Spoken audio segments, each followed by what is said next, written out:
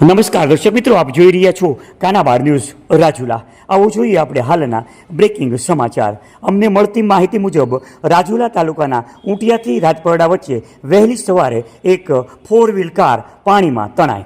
રાજુલા પંથકમાં ભારે વરસાદ બાદ નદીઓમાં પૂરની સ્થિતિ યથાવત જોવા મળે.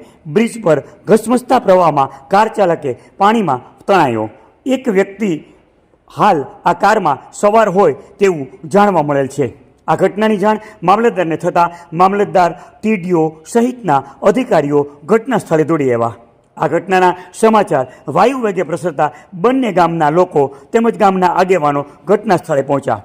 કાર બહાર કાઢવા માટે સ્થાનિક લોકો અને તંત્રની મદદથી બ્રિજ તોડવા માટેની કામગીરીઓ શરૂ કરવામાં આવી.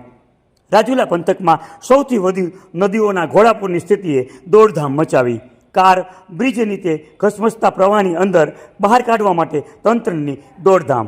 ઊંટિયાથી રાજપરડા વચ્ચે આ કાર તણાઈ હોવાનું જાણવા મળી રહ્યું છે.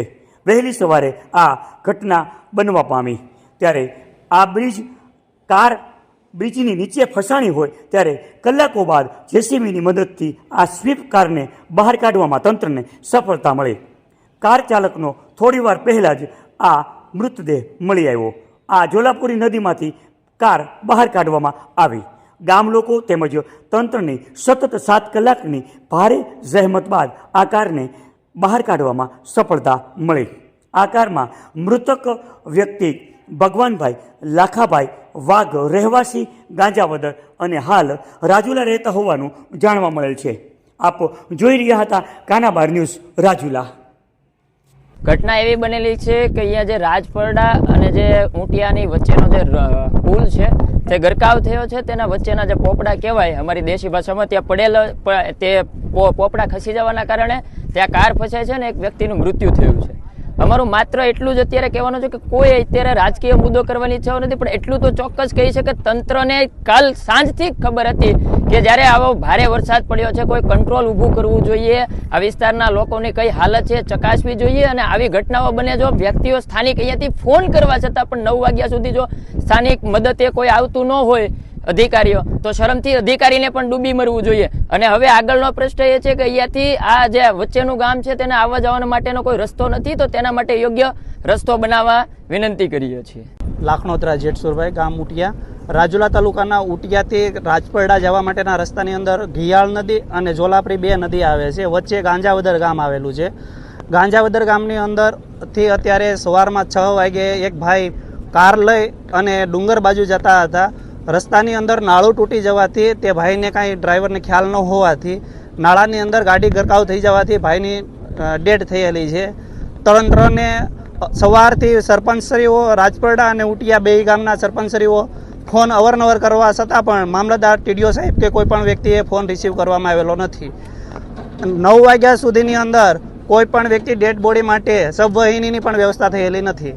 9 વાગ્યા પછી સબવાહિની આવી છે અને ડેડ બોડીને અત્યારે હોસ્પિટલ લઈ જવામાં આવેલી છે. આ રોડની અંદર ઊંટિયા, ગાંજાવદર અને રાજપરડાને મેઇન રસ્તો મળે છે. આ રસ્તાની અંદર બંને બાજુ નાળાની ખૂબ જરૂર છે.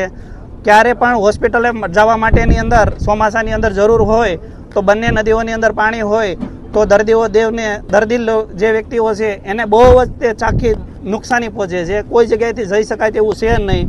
તો તંત્રને જાણ કરીએ છીએ કે વહેલી તકે આ બંને રોડ રસ્તા ઉપર નદીઓ ઉપર પુલ બનાવવાની વ્યવસ્થા કરે.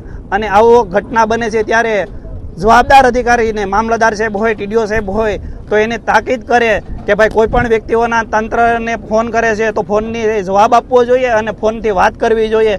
કોઈ પણ જાતનો આ પરિવારના માટે કોઈ પણ વ્યવસ્થા કરવામાં આવી નથી.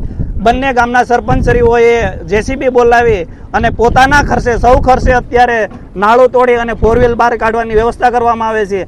4 વ્હીલની અંદર એક જ વ્યક્તિ છે કે બીજા કોઈ વ્યક્તિ રસ્તાની અંદરથી તેની સાથે બેઠેલા છે તે કોઈ પણ વ્યક્તિઓને ખબર નથી. એક ડેડ બોડી અંદરથી કાઢવામાં આવેલી છે અને અત્યારે 4 વ્હીલ દેખાતી નથી. આટલું 4 વ્હીલની ઉપરથી પાણી જાય છે પણ કોઈ પણ જાતની વ્યવસ્થા કરવામાં આવેલી નથી. મારું નામ જયદીપ પ્રવીણભાઈ લાડુમો, ગામ રાજપરડા. આ બનાવ સવારમાં વહેલા 6 વાગે બનેલો. તેમના ભાઈના ઘરે અહીંયા ભગવાનભાઈ સૂતેલા અને સવારે વહેલે એના ઘરે પરત ફરતા અને પાણી હોવાના કારણે ગાડી એની ફસાઈ ગઈ. બ્રિજ તૂટી ગયો હતો એટલે બીજી તો ઘટનામાં વધારે તો કંઈ ખબર નથી, કેમ કે વહેલી સવારે 2-3 જણા હતા ગામના મજૂર. ગાડીમાં એક સિંગલ જ હતા, અવસાન થઈ ગયેલું.